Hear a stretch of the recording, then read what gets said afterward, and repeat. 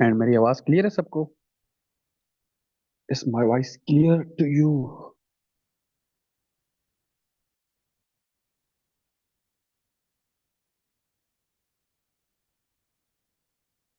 Okay, so today we are going to start our gender studies last of the last session for this year.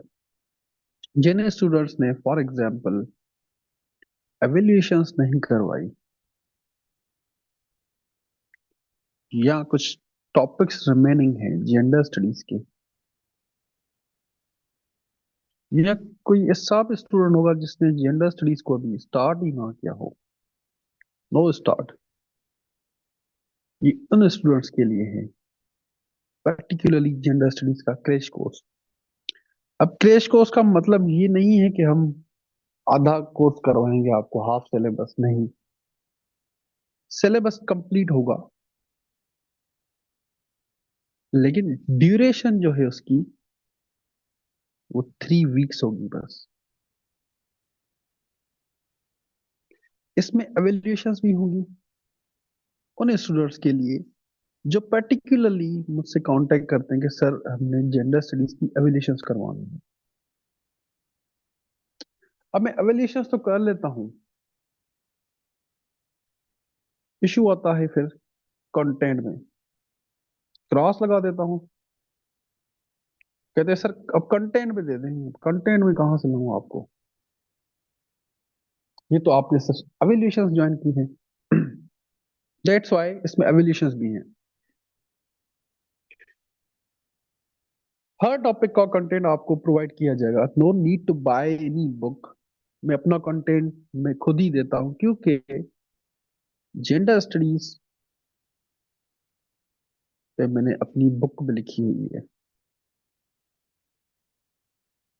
I am also writer of book on gender studies as well as आपने मेरे articles भी देखे होंगे, international magazines में मेरे articles भी होते हैं। ओके, ये जो सेशन होगा 3 वीक्स का होगा, 3 वीक्स का सेशन होगा, 2 आवर्स की क्लास होगी, 8 to 10 PM। वीकली एवेल्यूएशन होगी। ठीक है, मैं एवेल्यूएशन पे ज्यादा फोकस करता हूँ, अल्टीमेटली आपने पेपर में लिखना है, चाहे मैं आपको कंटेंट भी दे दूं, सब कुछ दे दूं, जब तक आपको राइटिंग स्किल्स नहीं आती या पेपर अटेम्प्टिंग टेक्निक्स नहीं आती, ठीक है, पेपर अटेम्प्टिंग टेक्निक्स नहीं आती, आपकी कोई मार्क्स जो है वो 78 75 प्लस नहीं आती, नहीं आनी। अगर जेंडर स्टडीज में फॉर एग्जाम्पल आप 40 to 50 मार्क्स लेते हैं ना, वो किसी काम का नहीं है, क्योंकि कंपटीशन अब नेक्स्ट लेवल पे है। This subject should give you 75 70 plus marks, this subject should give you 70 to 75 marks. ठीक है, जो स्पेशल फोकस होगा हमारा एवेल्यूशंस पे ही होगा, वीकली एवेल्यूशंस पे। Monday Friday to Sunday class होगी, आपको फिर संडे कोई असाइनमेंट दी जाएगी जो कि आपने रिमेनिंग डेज में करनी है, मुझे सबमिट करवानी है। और लास्ट में एक ग्रैंड मॉक होगा, फुल बुक टेस्ट होगा। रिकॉर्डिंग्स अवेलेबल होंगी, लेकिन 48 आवर्स के लिए, 48 आवर्स के लिए रिकॉर्डिंग्स भी अवेलेबल होंगी। सो कंटेंट मैं खुद ही दूंगा, एवेल्यूशन भी आपकी हो जाएंगी। ओके, अब कुछ स्टूडेंट कहते हैं कि सर जेंडर स्टडीज क्या ये वर्थ है या नहीं है इसकी। ठीक है, सादिया मैं अपनी बुक मैं खुद ही देता हूँ, मैं अपनी बुक से देता हूँ, कोई बुक सजेस्ट नहीं करता मैं। ठीक है, क्योंकि मैंने नोवा की भी रिव्यू की हुई है, ये बुक मैंने ही रिव्यू की थी, मैं अपनी बुक खुद ही देता हूँ मैं। अच्छा, जेंडर स्टडीज आपको सबसे पहले ऐसे राइटिंग में हेल्प करता है। अभी सीएसएस स्पेशल का रिजल्ट आया है परसों कल, उसमें एक ऐसे था, are women equal to men in Pakistan. Simply एक स्टेटमेंट थी, वुमेन पे उसने पूछा था, या फॉर एग्जाम्पल जेंडर इक्वलिटी पे पूछा है। ओके, इवन 2017 में पूछा गया था कि feminism is really third world issue. Okay, and the last, gender studies जो है आपका टाइम सेव करता है। ये इतना कोई लेंदी सिलेबस नहीं है इसका। You can revise it, you can revise it in 2 days। 2 days में इसको आप रिवाइज कर सकते हैं। ठीक है। अब चीजें चलेंगी कैसी, फॉर एग्जाम्पल हमारा लेक्चर होगा कैसे, आपको आइडिया हो जाएगा। आज हम फर्स्ट टॉपिक कर रहे हैं पास पेपर से। पास पेपर से एक टॉपिक करते हैं हम, ठीक है। ये समझो आज से हमारा सेशन स्टार्ट है, स्टार्टेड।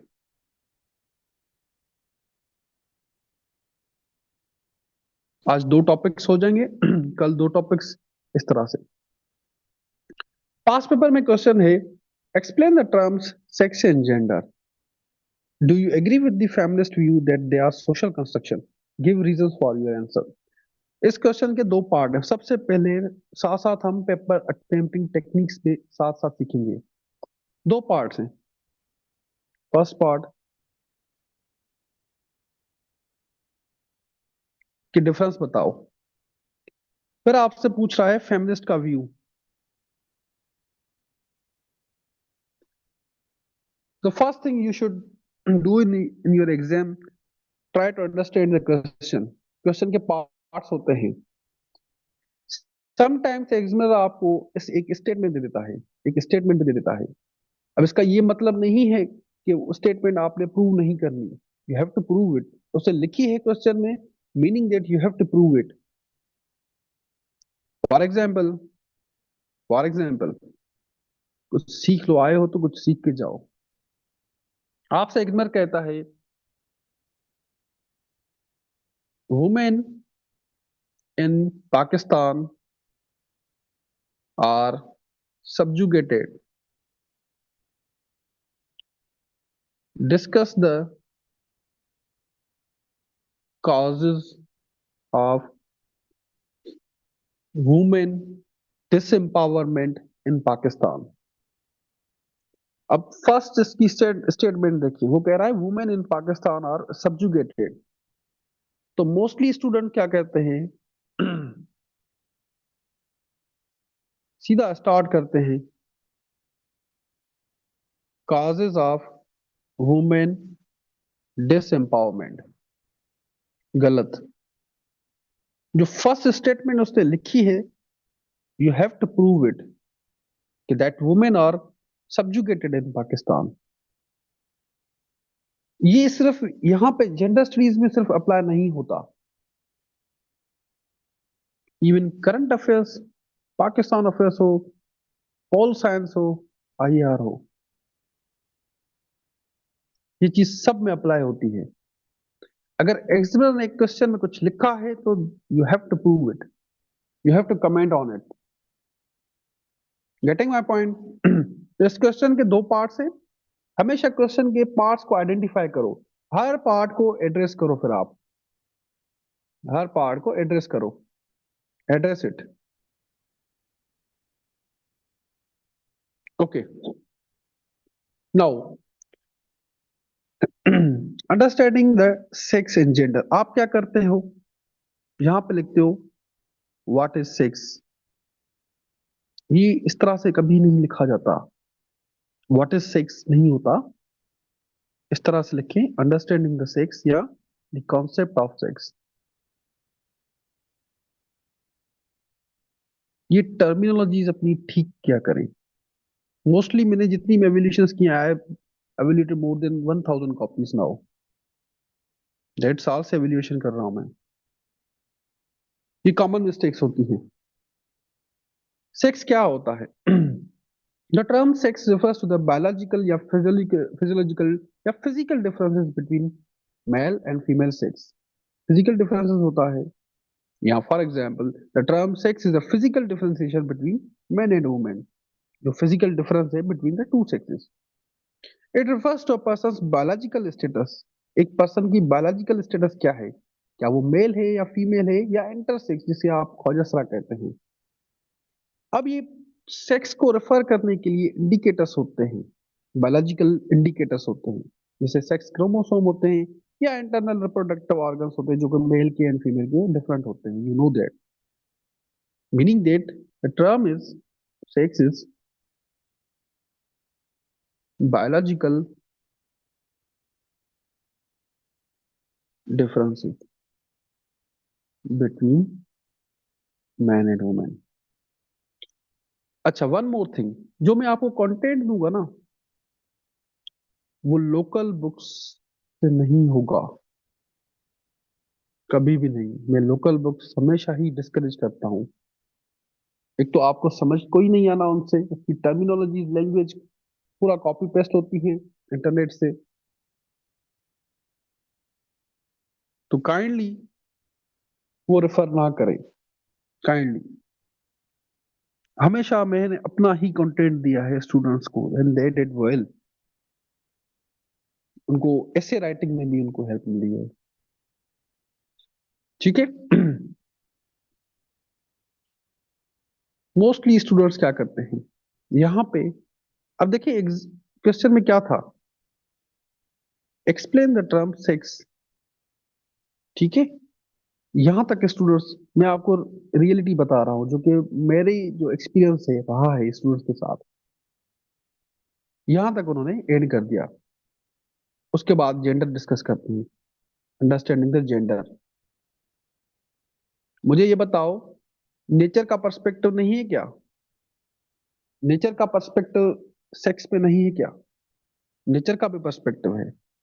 नेचर क्या करती है, कुछ ट्रेड्स होते हैं ह्यूमन बीइंग में जो कि इनहेरेंट होते हैं या जेनेटिक होते हैं। जैसे फॉर एग्जांपल, मुझे ये बताओ, आपको कभी किसी ने कहा होगा कि आपके जो हैंड्स हैं या आपके जो फीट्स हैं या आपके हेयर हैं या आपके नोज हैं या जो फिजिकल फीचर्स है, वो आपके मदर पे है, खाला पे है, अपने दादा पे है, नाना पे है? बताओ मुझे, कभी आपने कभी आपने किसी को कहा होगा या आपको किसी ने कभी कहा होगा?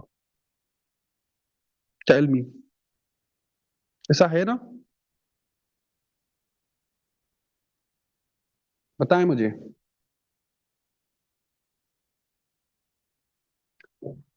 काइंडली सारे पार्टिसिपेट करें।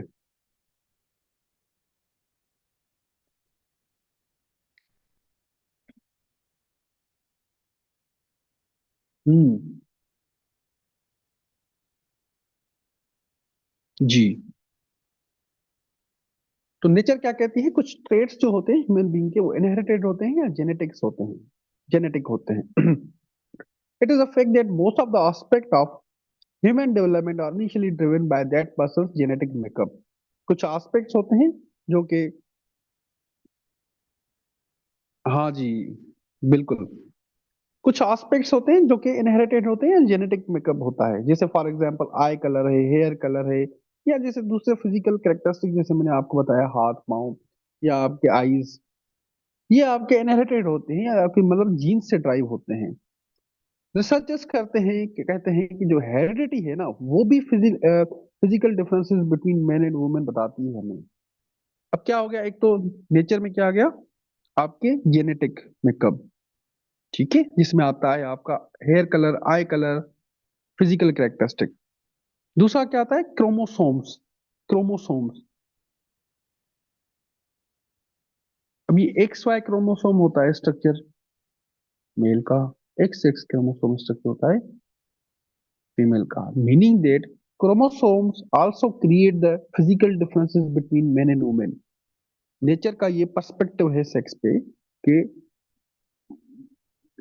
Chromosome also create the physical differences between men and women.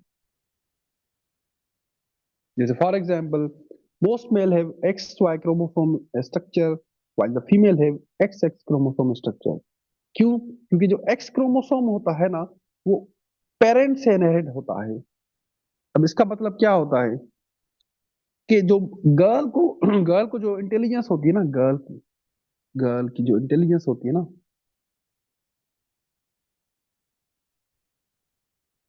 वो अपने फादर से भी रिसीव कर सकती है, अपने मदर से भी रिसीव कर सकती है। फॉर एग्जाम्पल, लड़कियों, मुझे बताओ, आपको कभी किसी ने कहा है कि जो आपकी इंटेलिजेंस है या मेंटेलिटी है या जो आप इतनी क्लेवर हैं, अपने फादर पे गई है या अपने दादा पे गई है? बताओ मुझे, कभी आपको किसी ने कहा है कि आप अपने अब्बू जी या दादाजी की हम बड़ी क्लेवर हैं, दिमाग तेज चलता है आपका, या जो डिसीजन है मेकिंग है आपका आपके फादर या आपके ग्रैंड पेरेंट्स पे है? ठीक है, कहा है कभी? This implies that some aspects of male intelligence are inherited only from their mothers. Meaning that जो मेल को इंटेलिजेंस मिलती है ना, वो सिर्फ अपने मदर से मिलती है। हाँ जी, सम, हाँ, एंगर एंगर टू आल्सो, बिल्कुल, एंगर भी, एंगर इश्यूज भी, बिल्कुल। जो इंटेलिजेंस होती है, मेल को जो इंटेलिजेंस मिलेगी वो अपने मदर से मिलेगी, लेकिन जो फीमेल होती हैं, गर्ल्स होती हैं, उनको जो इंटेलिजेंस मिलती है वो अपने पेरेंट्स से, मतलब माँ से भी मिल सकती है और अपने फादर से भी मिल सकती है। ओके, मीनिंग दैट क्रोमोसोम खुद एक्स वाई ये डिफरेंस क्रिएट करते हैं, और इंटेलिजेंस मेल को अपने मदर से मिलती है और गर्ल्स को अपने फादर और अपनी मदर से, दोनों से मिलती है। ठीक है, meaning that genetic makeup, chromosome structure as well as gene create the physical differences between men and women. ठीक है,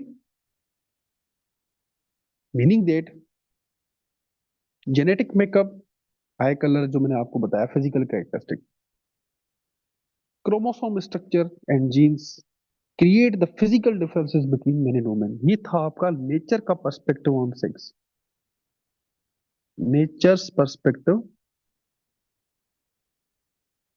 ऑन सेक्स, जो कि आपके पेपर में मिसिंग होता है, जो कि आपके पेपर में मिसिंग होता है। एक बात याद रखें, जेंडर स्टडीज में पर्सपेक्टिव मोस्ट इंपॉर्टेंट होते हैं। जेंडर स्टडीज में perspectives are most important, with a social perspective या आपका बायोलॉजिकल पर्सपेक्टिव, ना कि सिर्फ इस टॉपिक में, ओवरऑल जेंडर स्टडीज में। फॉर एग्जाम्पल मैं आपको बताता हूँ, आपको एक क्वेश्चन आता है कि discuss the status of women in politics in Pakistan. आपको क्या लगता है, इस पे पर्सपेक्टिव अप्लाई नहीं होगी? आप क्या करते हो, इसको करंट अफेयर्स में अटेम्प्ट करते हो, इसको करंट अफेयर्स के पर्सपेक्टिव अटेम्प्ट करते हो, लेकिन इसमें जेंडर के भी पर्सपेक्टिव अप्लाई होंगे। वो किस तरह से होंगे, वो आगे सेशन जब पर्सपेक्टिव पे आएंगे तो डिस्कस करेंगे। लेकिन जेंडर स्टडीज में ये बात समझ लो कि पर्सपेक्टिव और मोस्ट इंपॉर्टेंट। अब आता है जेंडर, अंडरस्टैंडिंग जेंडर। ये जेंडर क्या है? Gender refers the socially constructed roles, behaviors and activities। यहां पे रुक जाओ। सोशली कंस्ट्रक्टेड रोल्स क्या हैं?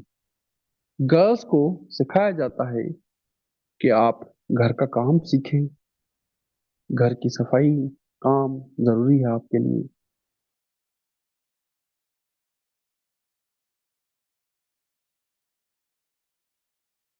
बॉयज को सिखाया जाता है बाहर आप खेलो, काम करो। ठीक है, बिहेवियर। गर्ल को सिखाया जाता है, कभी कभी ना लड़कियां तेज बात करती हैं तो अपनी मदर्स कहती हैं क्या लड़कों की तरह बोल रही हो आप, या बिहेव करती हैं, या एंगर होता है क्या लड़कों की तरह गुस्सा कर रही हो। बिहेवियर। गर्ल्स को सिखाया जाता है कि आप स्वीट बने, इमोशनल बने, अच्छा बिहेव करें, बड़ी स्वीट हो।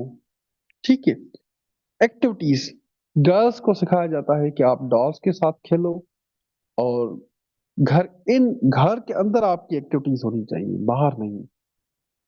ठीक है, बॉयज को सिखाया जाता है आप बाहर जाके जो भी एक्टिविटी है आपकी मेल की, बाहर है, घर में नहीं है। that a given society consider appropriate for men and women. अब सोसाइटी में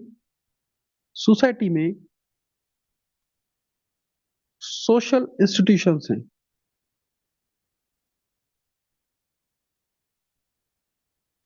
सबसे पहले सोशल सोशल इंस्टीट्यूशन कौन सा है? कौन सा है मुझे बताओ। सोशोलॉजी में या सोसाइटी में सबसे पहले सोशल इंस्टीट्यूशन कौन सा है? First social institution. Junaid, good, very good. जी हाँ, दिया, एग्जैक्टली। फैमिली। फैमिली हमें सिखाती है।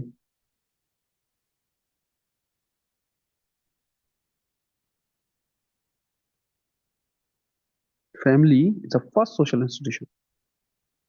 फैमिली हमें सिखाती है सब चीजें कि जेंडर रोल्स या बिहेवियर या एक्टिविटीज किस तरह से होनी चाहिए।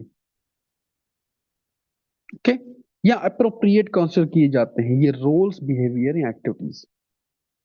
जेंडर कहता है ये मैस्कुलिनिटी एंड फेमिनिटी। अब ये मैस्कुलिनिटी एंड फेमिनिटी क्या है, ये अलग से टॉपिक है।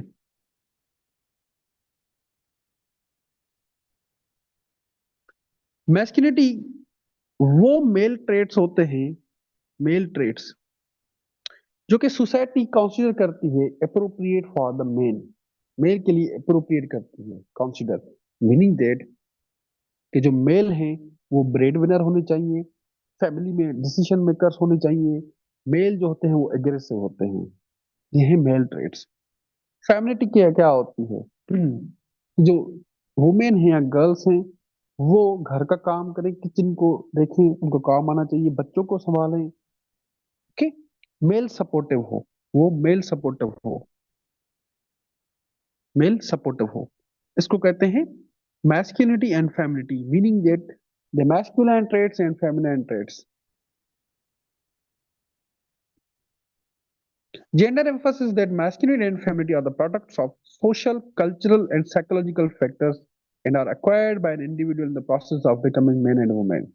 कि जो मैस्कुलिन एंड फेमिनिन ट्रेट्स जो मैंने आपको बताए वो किस तरह से एक्वायर करता है individual, whether it's a male और female, through social, society, culture या साइकोलॉजी। साइकोलॉजी भी मतलब साइकोलॉजी बनाई जाती है ना, गर्ल्स की साइकोलॉजी बनाई जाती है। फॉर एग्जाम्पल मैं आपको एग्जांपल देता हूँ, रूरल एरियाज में मैं जहाँ पे सर्व करता हूँ, रूरल एरियाज में क्या होता है, 12 साल की गर्ल्स की शादी करवा देते हैं। वो गर्ल्स एग्री भी करती हैं, जो बॉयज हैं वो भी एग्री करते हैं, हाँ सही है। क्यों? क्योंकि उनकी साइकोलॉजी ही ऐसी बनाई गई है, उनकी साइकोलॉजी ही ऐसी बनाई गई है।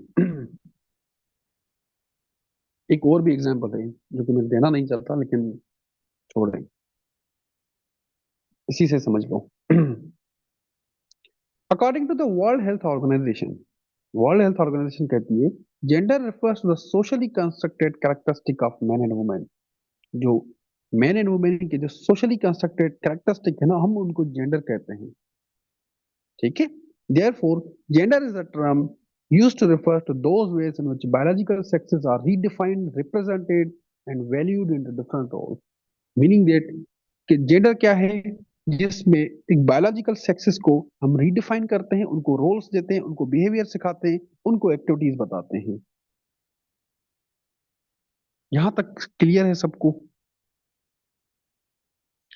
आयजा, आमना, मुस्तफा, अमारा, आमना, अनाया, अरसल, एमन, परवा, फिजा, हादिया, हफ्सा, हिरा, जवेरिया, जुनेद, कायनात, अनीस, फातिमा, खान, माजिद, महम, मारिया, मरियम।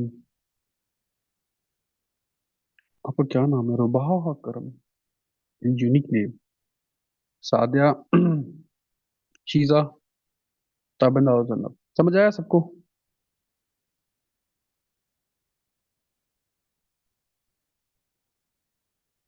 ओके।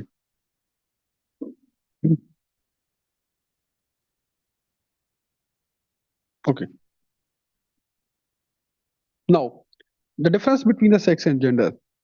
हाँ, अब आप बताओ क्या डिफरेंस है। इस पे अपने व्यूज थ्रो करो। मैंने आपको सेक्स भी बता दिया कि क्या होता है, जेंडर भी क्या होता है। अपने व्यूज इस पे थ्रो करो। मेरे क्लास में ना सबको पार्टिसिपेट करना पड़ता है, मीनिंग दैट जो हम टॉपिक पढ़ते हैं इसका मतलब ये होता है कि आपको रिवाइज करने में बड़ी आसानी हो जाएगी। अपने इस पे व्यूज थ्रो करें कि डिफरेंस क्या है between the sex and gender.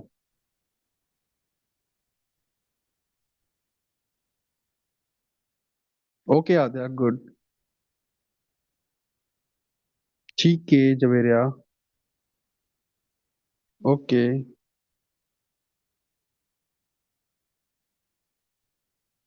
Okay, good. ठीक है। Very nice. हम्म। जवेरिया, सिर्फ रूल्स नहीं है।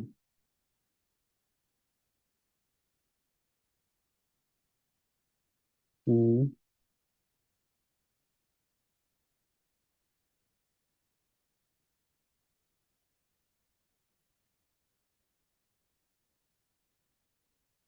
हमला gender is socially constructed term थी होगा। ठीक है। सही है, good going. The term sex and gender are linked, ये दोनों लिंक हैं लेकिन सिनोनिम्स नहीं है। अब रॉबर्ट स्टॉलर की एक बुक आई थी। देखो जेंडर स्टडीज में रेफरेंसेस भी मैटर करते हैं। References, book references are most important. ना सिर्फ जेंडर स्टडीज में बल्कि हर सब्जेक्ट में। आप मेरे से जब पढ़ेंगे ना ये मेरे पास है अभी इस क्लास में ना कुछ पाकिस्तान अफेयर्स के स्टूडेंट्स हैं। जब मैं कोई सब्जेक्ट पढ़ाता हूँ तो ओवरऑल ही सारे सब्जेक्ट्स का ओवरव्यू भी दे देता हूँ। चाहे वो एसए हो, चाहे पीसी हो, या करंट अफेयर्स हो, या पाकिस्तान अफेयर्स हो। आपको कुछ ना कुछ रेसिपी मिलेगी सारे सब्जेक्ट्स की। ठीक है। जो बुक रेफरेंसेस होते हैं वो मोस्ट इंपॉर्टेंट होते हैं इन सीएसएस पेपर। वही आपके पेपर को यूनिक बनाते हैं। Book references, book references are, चाहे एसे राइटिंग ही क्यों ना हो, आप रेफरेंसेस देते हो, बुक रेफरेंसेस देते हो। ठीक है। रॉबर्ट स्टॉलर की बुक थी सेक्स एंड जेंडर में, वो कहते हैं सेक्स जो है वो फिजिकल डिफरेंसेस होता है बिटवीन मेन एंड वुमेन। जो जेंडर होता है use to behaviour and cultural practices of men and women. क्योंकि जो बिहेवियर रोल्स हैं, एक्टिविटीज हैं, वो कल्चर एंड सोसाइटी सिखाती है। ठीक है। That's why we call it cultural practices. जो सेक्स होता है पर्सन की बायोलॉजिकल स्टेटस होती है, क्या वो मेल है, फीमेल है, या इंटरसेक्स है। लेकिन जेंडर क्या होता है, सोशली कंस्ट्रक्टेड डिफरेंसेस होते हैं बिटवीन मेन एंड वुमेन। अब इसके बाद आपने एग्जामिनर के लिए, एग्जामिनर की आसानी के लिए डिफरेंसेस एक बार टेबल फॉर्म में बताने हैं। जितना पेपर आप, चाहे जेंडर हो, चाहे पीएस हो, चाहे आईआर हो, चाहे कोई सा भी सब्जेक्ट हो, जितना पेपर आप आसान करके एग्जामिनर को देंगे ना, वो आपको मार्क्स देगा। क्योंकि उसके पास बहुत सारी कॉपीज होती हैं। ही और she has to evaluate thousands of copies. So जितना आप उसको आसान करके देंगे वो आपको मार्क्स देगा या देगी। ठीक है। सेक्स क्या होता है, बायोलॉजिकल टर्म होता है, बायोलॉजिकल डिफरेंसेस होते हैं। जेंडर जो होता है सोशली कंस्ट्रक्टेड डिफरेंस होता है। सेक्स बायोलॉजिकल टर्म है, जेंडर जो है वो सोशली कंस्ट्रक्टेड टर्म है। सेक्स जो है वो यूनिवर्सल टर्म है, लेकिन जेंडर जो है वो वेरिएबल है। उस पर इन्फ्लुएंस होती है सोसाइटी एंड कल्चर की। ठीक है। अब देखते हैं क्वेश्चन का सेकंड पार्ट। सेकंड पार्ट क्या था।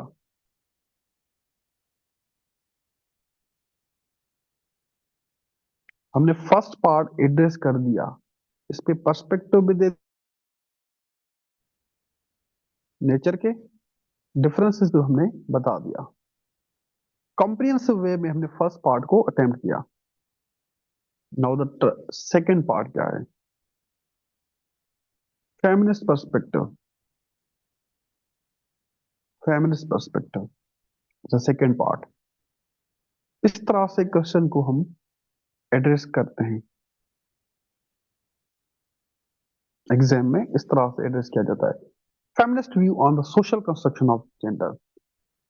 सबसे पहले डिबेयर का पर्सपेक्टिव है। अब देखिए, हर पर्सपेक्टिव में एक बुक होगी जरूर।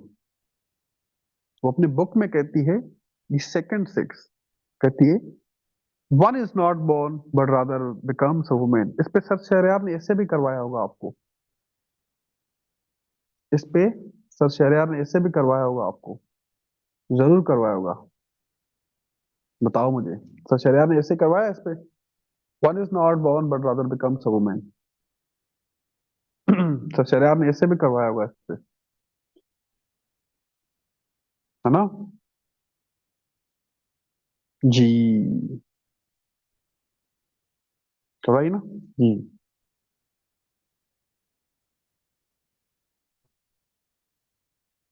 ओके, ये कहती है कि जो जेंडर डिफरेंसेस है ना सोसाइटी में, जेंडर डिफरेंसेस, एक्सप्लेन करता हूँ, मैं करता हूँ आराम से आराम से, कहीं नहीं जा रहा मैं, आपके लिए ही मैं बैठा हूँ इधर। वो कहती है जो जेंडर डिफरेंसेस हैं सोसाइटी में, वो मेन को सुपीरियर बनाते हैं। जो सोसाइटी में, particularly Indian and Pakistani society, मैंने इंडियन बुक से ही पढ़ाता हूँ मोस्टली। इंडियन हो या पाकिस्तानी सोसाइटी हो ना, दोनों एक चीज कॉमन है, मेल को हमेशा सुपीरियर कंसीडर किया जाता है। मेल को हमेशा सुपीरियर कंसीडर किया जाता है। क्यों? क्योंकि उसको हमने ब्रेड विनर का रोल दिया हुआ है, कमाओ। और सॉरी टू से, यहाँ पे जब शादी होती है लड़की की, तो उसकी मदर उसको बताती है, मैं रियलिटी बता रहा हूँ, सॉरी टू से, बताती है कि हस्बैंड का ख्याल करना, वो जॉब से आएगा, फिर उसके पाँव दबाना, ख्याल कर लेना, मतलब खाने पीने का ख्याल ख्याल कर देना। क्यों? क्योंकि वो ब्रेड विनर है। ओके, ये है, मतलब अगर आप जिनकी शादी नहीं हुई, जिनकी हो गई है, तो उनको पता होगा। It gives him a position of power in society and family. तो जो ब्रेड विनर का रोल है, वो मेल को आजकल की मदर्स नहीं है, थोड़ा टाइम पीछे चल जाएं या रूरल एरियाज में जाएं, वहां पे है अभी भी। Okay, it gives him the position of power in society and family. और जो ब्रेड विनर का रोल है, उसे पावर देता है। कौन सा पावर? डिसीजन मेकिंग का।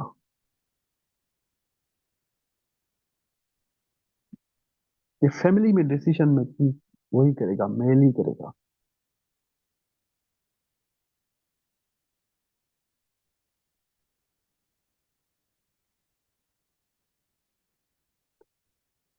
देखिए, रोल डिवाइड करना कंपल्सन क्यों नहीं है?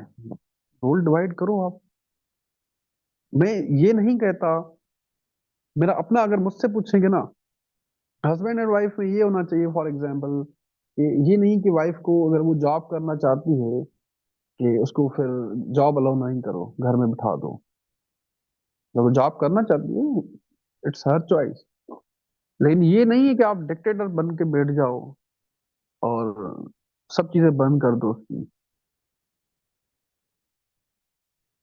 ठीक है, अर्निंग का पर्पज ये नहीं होता, मतलब कि आप घर में आके ना ना डिक्टेटरशिप चलाओ।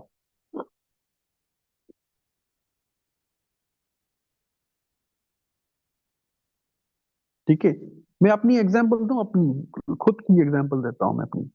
मेरे फादर जो ना, वो भी सिविल सर्वेंट थे।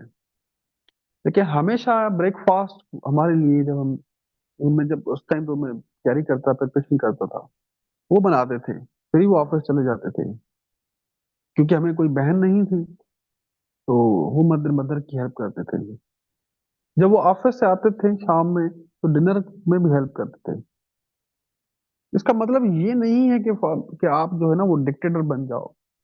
You should help your partner.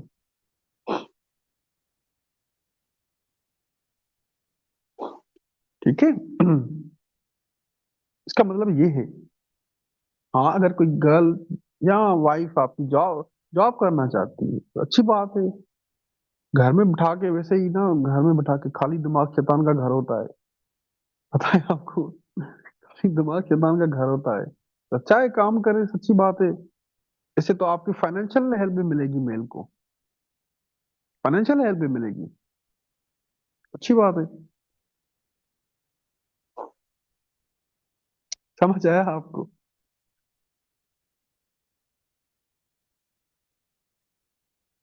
हाँ जी, यहाँ पे थे ना। Okay, gender differences are set in hierarchical position that such that men are superior and women are subordinate। इस तरह से जेंडर डिफरेंसेस बने हुए हैं सोसाइटी में। ये मैन को इधर से रखा हुआ है हमने, और वुमेन को इधर रखा हुआ है हमने सोसाइटी में। Pakistani society as well as Indian society, दोनों में, most of the Asian societies में इसी तरह से है। फिर आती है ओकली। ओकली क्या कहती है? उन्होंने अपनी बुक लिखी हुई है सेक्स जेंडर एंड सोसाइटी। अब देखिए, यहाँ पे भी बुक रेफरेंस है, यहाँ पे भी बुक रेफरेंस है। ये मैंडेटरी होते हैं जेंडर में, मैंडेटरी होते हैं। वो कहते हैं जो western culture, in western culture women play the roles of housewife and mother. इस तरह से समझो, जो आज की पाकिस्तानी या इंडियन सोसाइटी है ना,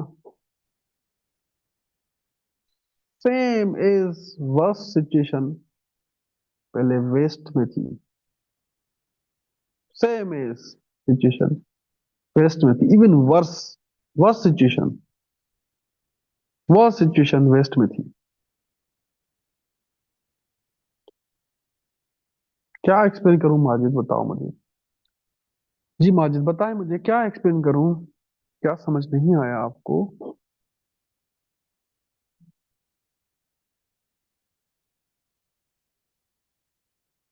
क्या नहीं समझ आया माजिद आपको, मुझे बताएं। ठीक है, तो जैसे आज की पाकिस्तानी इंडियन सोसाइटी है, सिमिलरली वेस्ट में भी इवन वर्स्ट सिचुएशन थी मैन की, तो वुमेन की। Okay, in western culture women play the roles of housewife and mother. Book course का ये होता है, जो जेंडर स्टडीज है, उसमें पर्सपेक्टिव और बुक रेफरेंसेस, ये मैंडेटरी होते हैं, देने पड़ते हैं। अब जैसे ओकली का पर्सपेक्टिव है, अब उसने कुछ बुक, कोई बुक तो लिखी होगी ना, कहीं पे भी उसने अपनी बात की होगी ना, अपना पर्सपेक्टिव हवा में तो नहीं दिया होगा, ऑब्वियस सी बात है, कोई आर्टिकल लिखा होगा, कोई बुक लिखा होगा। वो पीछे वाला जो है, इसी पे पूरा लेक्चर मैंने दिया है कि जेंडर डिफरेंसेस सोसाइटी इस तरह से बने होते हैं, मेन को सुपीरियर बनाते हैं और वुमेन को सबऑर्डिनेट बनाते हैं, यही था। Okay, this is because women are made to play these roles because of their biology. क्योंकि यहाँ पे अब मैं इसको पाकिस्तानी सोसाइटी के पर्सपेक्टिव में बता रहा हूँ, ठीक है। वुमेन को घर का काम दिया जाता है, बच्चे पैदा करे, इस वजह से, क्योंकि हम उसकी बायोलॉजी को देखते हैं, हम उसकी बायोलॉजी को देखते हैं। खाना बनाना, बच्चे पैदा करना, उनका ख्याल करना, ये वुमेन का काम है, क्योंकि हमने ये बायोलॉजी की बेसिस पे ये रूल्स बनाए हुए हैं। वेस्ट में भी पहले यही था। Western culture also believes that any effort to change the traditional roles of men and women in society can cause damage to the social fabric of society। इसका मतलब ये है, मैं आपको लोकल एग्जांपल देता हूँ। कोई कोई भी मर्द या हस्बैंड अपनी वाइफ का सपोर्टिव होता है, तो उसे दूसरे लोग कहते हैं, ये देखो, ये जो है ना, बड़ा ही गुलाम बन गया है, गुरु का गुलाम बन गया, फॉर एग्जाम्पल से कहा जाता है। हाँ, सुना होगा आपने। किसी सुनता है नहीं, ये मर्द का काम ये थोड़ी होता है, मतलब ऐसा कहा जाता है। क्योंकि जो थिंकिंग है ना, ये है कि जो अगर वुमेन बाहर, हाँ रन मरी, यही एग्जैक्टली, एग्जैक्टली, ये सोसाइटी में थिंकिंग है कि वुमेन जो है पर्टिकुलरली घर में काम करेगी, बच्चे पैदा करेगी, रिस्ट्रिक्टेड होगी। अगर हम उसे बाहर निकालेंगे तो जो सोसाइटी की फैब्रिक है ना, वो चेंज हो जाएगी। Okay. Oakley concludes that this view regarding the role of men and women helps to support and maintain patriarchal society। कहते ये जो थिंकिंग होती है ना पर्टिकुलरली, या जो रोल हमने दिए हुए हैं मेन को एंड वुमेन को, इससे क्या होता है, सोसाइटी में मेल डोमिनेंसी होती है। घर से लेके सोसाइटी तक मेल डोमिनेंसी होती है, वुमेन एम्पावरमेंट नहीं हो सकती पर्टिकुलरली इस सोसाइटी। या जो वुमेन को हम बायोलॉजी की बेसिस पे उसको हमने रोल्स असाइन किए हुए हैं।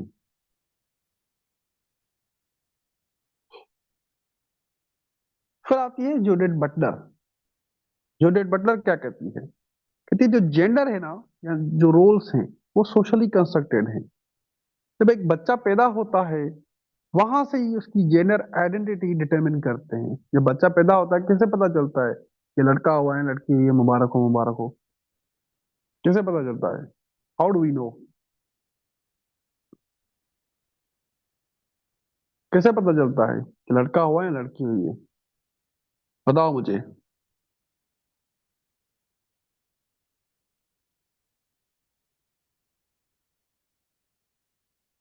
जी जी, जेनिटिया की बिल्कुल। क्लासिफिकेशन करते हैं हम जेनिटिलिया की बेसिस पे। ठीक है, क्लासिफिकेशन करते हैं हम जेनिटिलिया की बेसिस पे कि लड़का हुआ है लड़की हुई है। जब क्लासिफिकेशन हो जाती है, फिर आते हैं पेरेंट्स। गर्ल्स के लिए डॉल्स बाय करते हैं, बॉयज के लिए रेसिंग कार और जो एक्शन फिगर्स होती हैं, गेम्स होती हैं वो। एज वेल एज गर्ल्स को पिंक ड्रेसेस में हम देखते हैं कि पिंक ड्रेस या पिंक कलर उनके लिए है, बॉयज के लिए ब्लू है। क्योंकि सोसाइटी ने कलर्स भी बनाए हुए हैं। ठीक है, कलर्स भी जो कि डिस्टिंग्विश करते हैं from male and female, girls को डिफरेंट बनाते हैं फ्रॉम द बॉयज। समझ आया टॉपिक आपको? ये था आपका फेमिनिस्ट का पर्सपेक्टिव। आई होप ये टॉपिक आपको क्लियर होगा। बताओ मुझे, सबको समझ आया? आयजा, आमना, हमारा, आमना। एक बात है, मैं जिस तरह से पढ़ाता हूँ ना, आपके क्वेश्चंस को भी एड्रेस करता हूँ। एवेल्यूशंस में उतनी ही खतरनाक करता हूँ मैं। एवेल्यूशंस जो होती है ना मेरी, एवेल्यूशंस बहुत ज्यादा हार्ड होती है।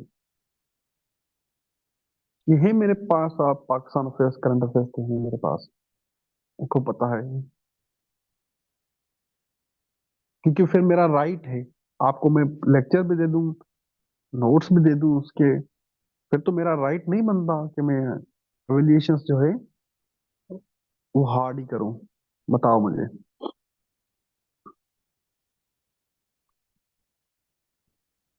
कितने मॉक्स होंगे इसमें? होंगे 3 टेस्ट होंगे वीकली, और 1 grand test, full book test.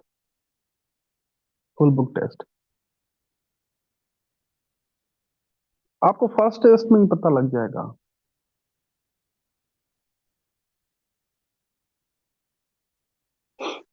Session फी मेरी नहीं होती इतनी, जितना आप एवेल्यूशंस की फी पे करते हो ना अकेडमीज वालों को, उतनी तो मेरी सेशन की फी होती है, जिसमें नोट्स, लेक्चर, एवेल्यूशन सब चीजें होती हैं।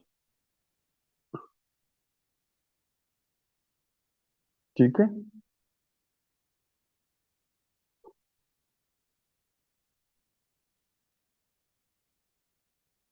बता देगी सादिया आपको।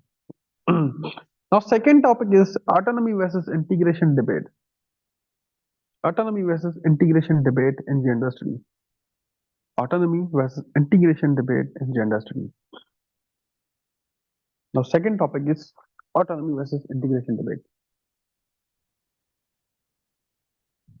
ये सेशन जो है हमारा स्टार्ट हो चुका है, इसके मैं नोट्स शेयर कर दूंगा, जो कि ऑलरेडी जिन स्टूडेंट्स ने रजिस्टर किया हुआ है क्लास के बाद शेयर कर दूंगा उनको।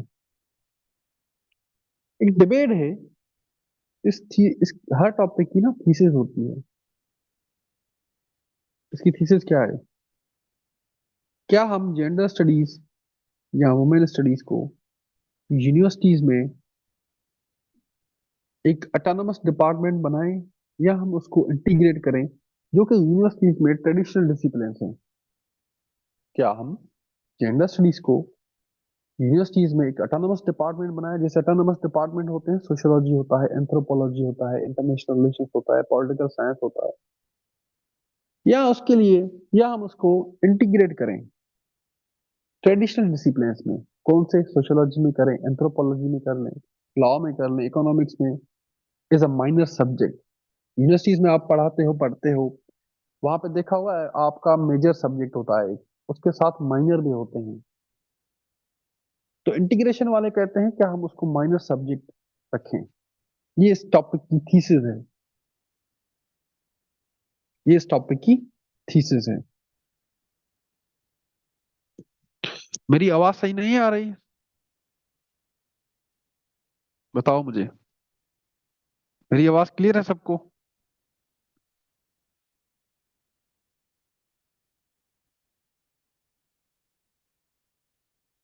Okay. There is an important debate about whether the institution of gender studies should be autonomous department at universities or colleges, or it should be integrated into the traditional disciplines. एक debate है, क्या gender studies को autonomous department बनाएं universities में, या हम उसको traditional जो डिसिप्लिन्स हैं, sociology, anthropology, political science, international relations, इसमें इंटीग्रेट करें। By the 90s, the teachings of women studies started in the USA, और आज वुमेन स्टडीज या gender studies more than 700 colleges या यूनिवर्सिटीज में पढ़ाया जाता है। जैसे ही वुमेन स्टडीज या जेंडर स्टडीज की, जैसे ही वुमेन दोनों की है, gender studies, women studies, Khan, जैसे ही जेंडर स्टडीज या वुमेन स्टडीज की, मैं यहाँ बोल रहा हूँ और बोल रहा हूँ कि डेवलपमेंट होने लगी। फॉर एग्जाम्पल, एक सब्जेक्ट प्रोग्रेस करता है, एक सब्जेक्ट प्रोग्रेस करता है, तो डिबेट हो जाती है, क्या इसके लिए अलग से डिपार्टमेंट बनाएं, या हम उसको इंटीग्रेट करें इनटू ट्रेडिशनल डिसिप्लिन्स। यहाँ पे एक डिबेट बात होती है, इंटीग्रेशनिस्ट वर्सेस सेपरेटिस्ट डिबेट। अगर एग्जाम में आपसे इससे पूछा जाए ना, इंटीग्रेशनिस्ट वर्सेस सेपरेटिस्ट डिबेट, इसका वो ऑटोनॉमी वर्सेस इंटीग्रेशन डिबेट ही पूछ रहा है। कभी कभी एग्जामिनर टर्मिनोलॉजीज चेंज करता है, समटाइम्स। जी, both are different Khan, both are different absolutely. लेकिन मैं दोनों की बात कर रहा हूँ, और यूज कर रहा हूँ, ओ आर, या इसका मतलब है और। सबसे पहले देखें ऑटोनॉमी ऑफ जेंडर स्टडीज का क्या मतलब होता है।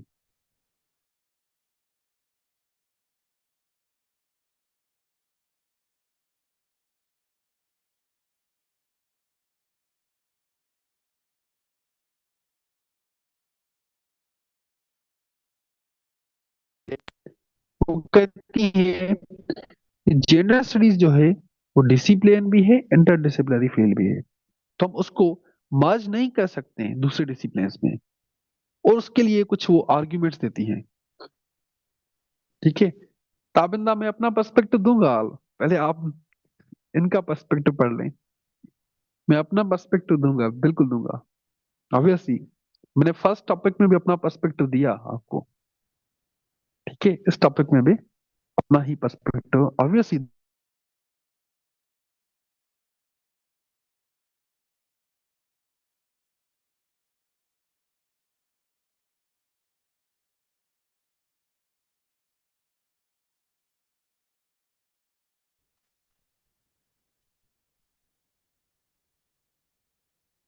जी,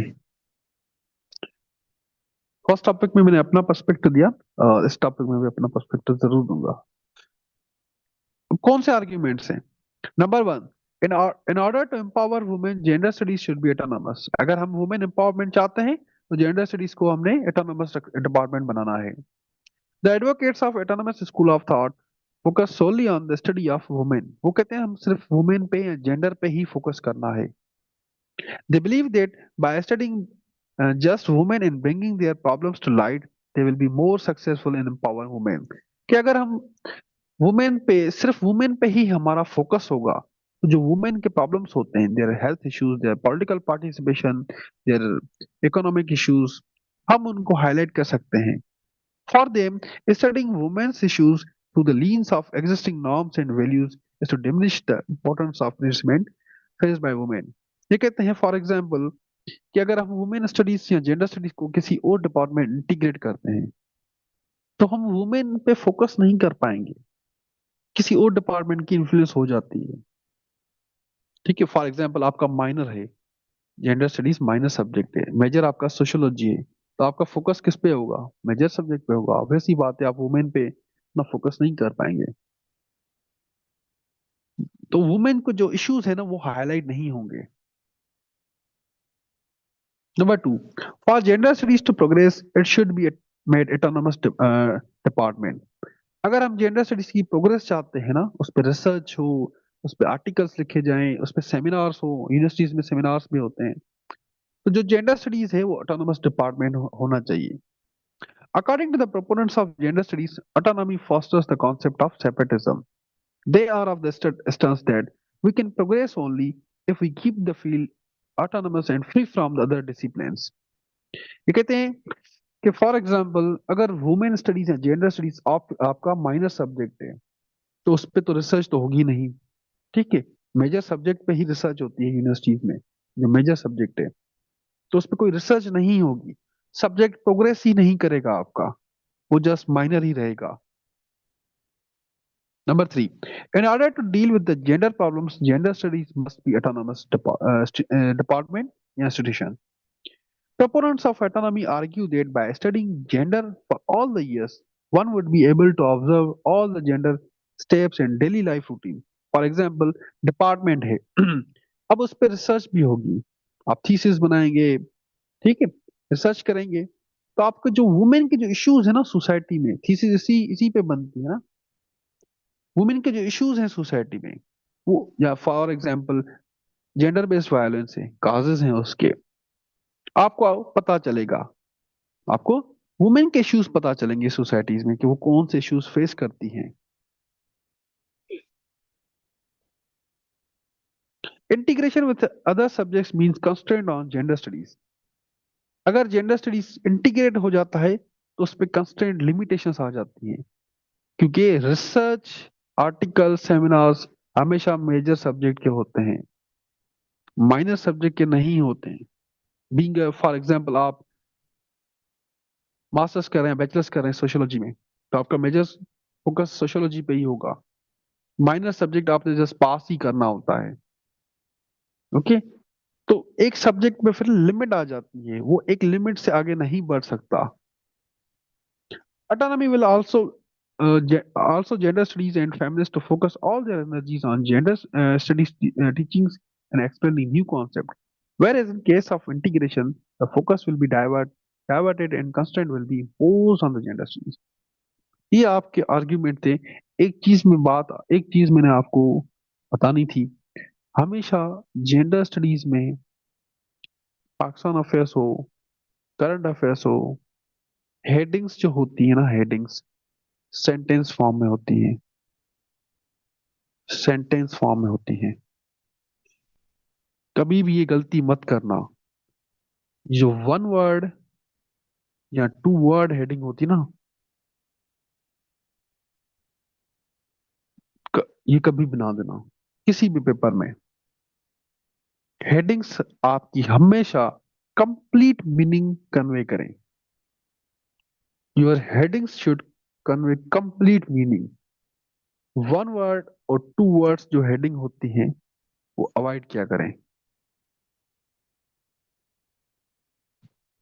कैसे है वो टॉपिक आपको पता होना चाहिए ना, टॉपिक आपको पता होना चाहिए, ये सामने आपकी लिखी हुई है, ये देखो हेडिंग लिखी हुई है ना, ये सामने सेंटेंस फॉर्म है ना, कोई वन वर्ड तो नहीं है। ओके, हमेशा आपकी हेडिंग्स जो है नो, सेंटेंसेस, ओनली सेंटेंसेस। इससे क्या होता है, समटाइम्स हम जो हैं ये नहीं पढ़ते आपका, जब कॉपीज ज्यादा होती हैं नहीं पढ़ते, यहाँ से असेसमेंट होती है, यहाँ से असेसमेंट होती है, बिकॉज ऑफ द टाइम। या फॉर एग्जाम्पल मैं आपको 10 कॉपीज देता हूँ ताबिंदा, कहता हूँ ये एवेल्यूएट करके दो। 2 कॉपीज जो है आप बड़े अच्छे से एवेल्यूएट करेंगी, 3rd कॉपी में आपकी एनर्जी लो होगी, और अगर आपको समझ नहीं आएगा किसी की बात, फौरन से क्रॉस करेंगी।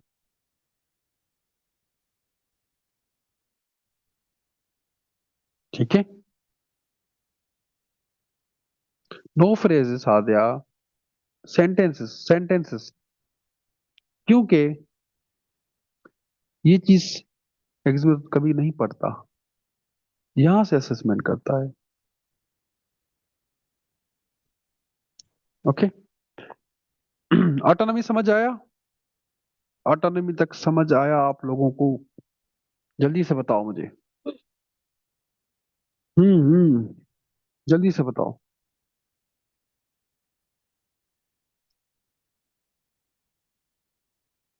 फरवा, आपको ऑटोनॉमी समझ नहीं आया? क्या समझ नहीं आया?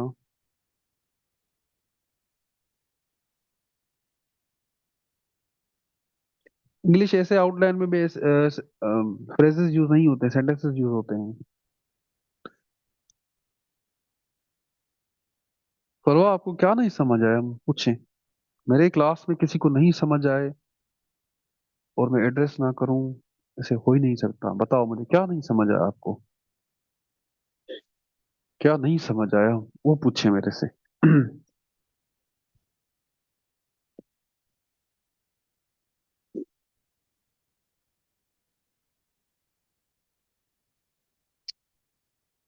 कंफ्यूज क्यों हो रही है? डिबेट है, पर बात ध्यान से सुने। डिबेट है, क्या हम जेंडर स्टडीज को यूनिवर्सिटीज यूनिवर्सिटीज में डिपार्टमेंट्स होते हैं, जेंडर स्टडीज के लिए अलग से डिपार्टमेंट बनाए, या जो कि ऑलरेडी डिपार्टमेंट्स हैं यूनिवर्सिटीज में, सोशियोलॉजी है, एंथ्रोपोलॉजी है, लॉ है, उसमें इंटीग्रेट कर रहे हैं as a minor subject. As a minor subject. या चाहे आपने प्राइवेट कोई बीकॉम बीएससी किया हुआ है, तो उसमें भी माइनर सब्जेक्ट होते हैं ना। ठीक है। दूसरा पर्सपेक्टिव है ऑटोनॉमी का, कि हम जेंडर स्टडीज के लिए एक सेपरेट डिपार्टमेंट बनाएं जैसे दूसरे डिसिप्लिन हैं। ये डिबेट है। ठीक है, अब क्लियर है? अब इंटीग्रेशन का पर्सपेक्टिव देखते हैं। इसी तरह से मैं आपको कह रहा था, हेडिंग्स इसी ऐसे ही होती है। To create awareness among other disciplines about gender studies issue, कि जो जेंडर इश्यूज हैं उनकी अवेयरनेस क्रिएट करने के लिए हमने जेंडर स्टडीज को इंटीग्रेट करना है। फॉर एग्जांपल, सोशियोलॉजी वाले हैं, उनका माइनर अगर जेंडर स्टडीज होता है तो माइनर तो पढ़ेंगे ही ना, तो उनको वुमेन के इश्यूज पता चलेंगे कि what are the issues faced by the women, their status in political and economic sphere, as well as gender based violence, उनको पता चलेगा। क्योंकि सोसाइटीज में वुमेन इश्यूज हाईलाइट नहीं होते इतने, उसमें मीडिया भी ब्यास होता है, as well as religious factor भी आ जाता है। ठीक है। तो अगर माइनर सब्जेक्ट होगा, फॉर एग्जाम्पल सोशियोलॉजी वाले, एंथ्रोपोलॉजी वाले, लॉ वाले, जितने भी स्टूडेंट्स हैं उनको जेंडर इश्यूज पता चलेंगे, particularly women issues. Okay. To create awareness, सबसे पहले अवेयरनेस क्रिएट करनी है about the women issues. Number 2, only way to bring big changes in society, अगर सोसाइटी में कोई चेंज लाना चाहते हो तो जेंडर स्टडीज को इंटीग्रेट करो। According to the proponents of integration, there is need of bringing big changes in society related to the gender-based issues. Therefore, this change can only be brought if gender studies is integrated into other disciplines. अगर women related कोई issues हैं, for example gender based violence है, या कोई issue ये है कि particular एक सोसाइटी है जो गर्ल्स एजुकेशन अलो नहीं करती। ठीक है। अब ये उनकी साइकी इसी तरह से बनी हुई है। तो हम हमें अवेयरनेस क्रिएट कर सकते हैं by integrating gender studies into other disciplines. क्योंकि उनके बच्चे स्कूल तो जाएंगे ना, कॉलेज यूनिवर्सिटी तो जाएंगे ना, किसी भी डिपार्टमेंट में जाएंगे, लेकिन जब उनको जेंडर स्टडीज पढ़ाई जाएगी, वुमेन इश्यूज बताए जाएंगे, कोई चेंज आ सकती है सोसाइटी में। Best way to compel policy makers. अब पता है क्या था, जो पॉलिसी बनती है आपकी एजुकेशन पॉलिसी हो या आपकी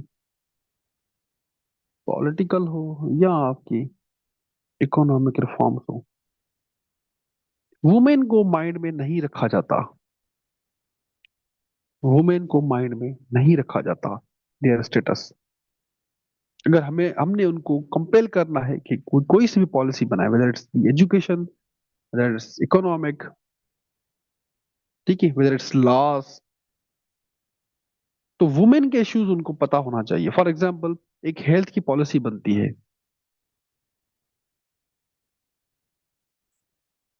वुमेन की हेल्थ का उनको पता होना चाहिए।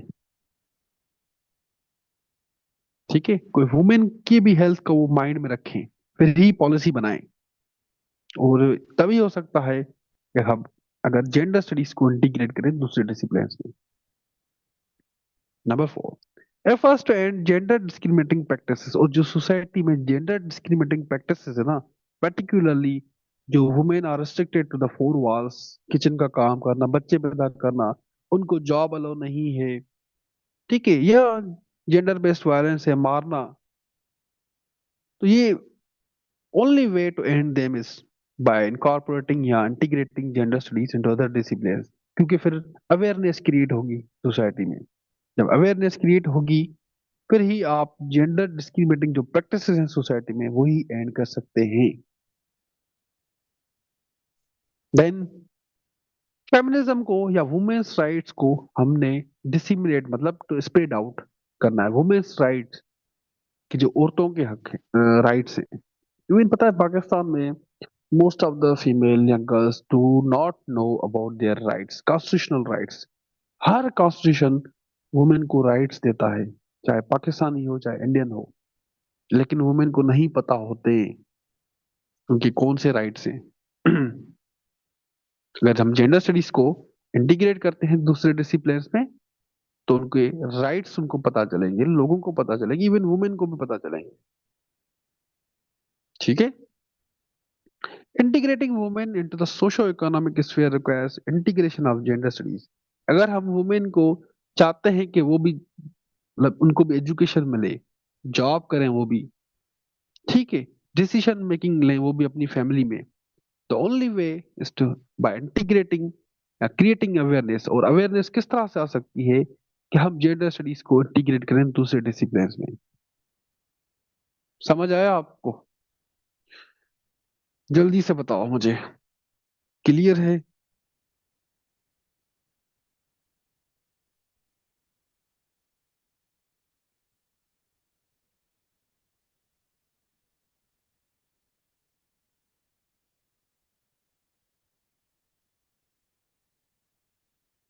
क्लियर है सबको टॉपिक?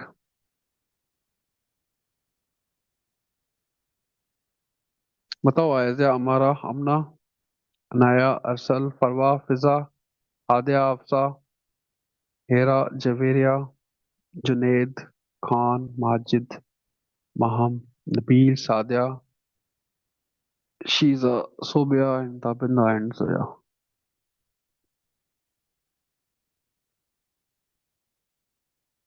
ये था आपका आज का first lecture and first orientation class.